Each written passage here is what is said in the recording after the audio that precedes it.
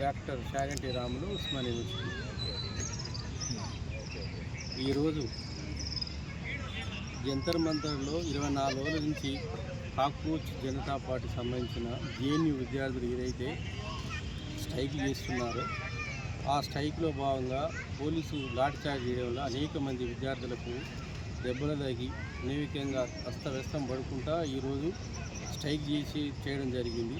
ఈ స్ట్రైక్లో భాగంగా ఈరోజు కేంద్ర ప్రభుత్వం ఏదైతుందో విద్యార్థుల యొక్క స్ట్రైక్కు తలొగ్గి కేంద్ర ప్రభుత్వం నరేంద్ర మోడీ యొక్క గవర్నమెంట్ విద్యార్థులకు తలొగ్గి ఈరోజు విద్యాశాఖ మంత్రి ధర్మేంద్ర ప్రధాన్ గారు తన యొక్క పదవికి రాజీనామా చేయడం అది విద్యార్థుల విజయాన్ని సందర్భంగా తెలియజేస్తూ, అదేవిధంగా మోడీ గవర్నమెంట్ 12 సంవత్సరాల కాలంలో అనేక లీకులు ఎంసెట్ లీకులు 152 సార్లు చేయడం జరిగింది. అదేవిధంగా దీనికి నైతిక బాధ్యత వహిస్తూ గౌరవ కేంద్ర ప్రధానమంత్రి గారు కూడా ఈరోజు తన పదవికి రాజీనామా చేయాలని కూడా ఈ సందర్భంగా మేము విజ్ఞప్తి చేస్తున్నాం. అదేవిధంగా ఏదైతే విద్యార్థి లోకం దేశ భవిష్యత్తును దృష్టిలో పెట్టుకొని ఎంసెట్లో లీకులు ఇచ్చినటువంటి మోడీ ప్రభుత్వం ఈరోజు దానికి తప్పకుండా రాబోయే రోజుల్లో మూల్యం చెల్లించుకోక తప్పదు.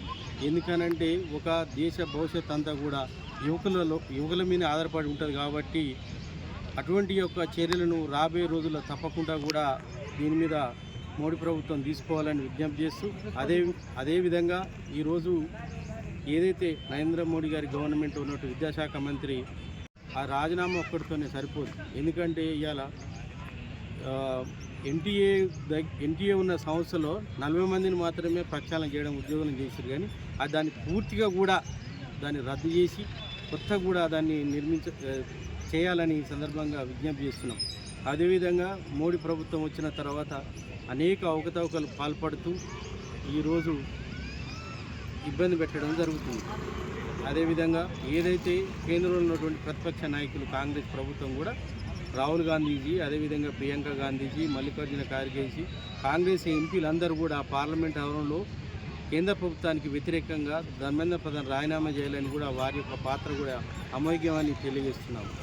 ఎందుకనంటే వారు ప్రధాన ప్రతిపక్షం ఉన్నారు కాబట్టి వారి యొక్క స్ట్రైక్ వల్ల కూడా ఇవాళ కేంద్ర ప్రభుత్వం తలెగ్గిందనే విషయాన్ని మీ ముందుకు తీసుకొస్తున్నాం.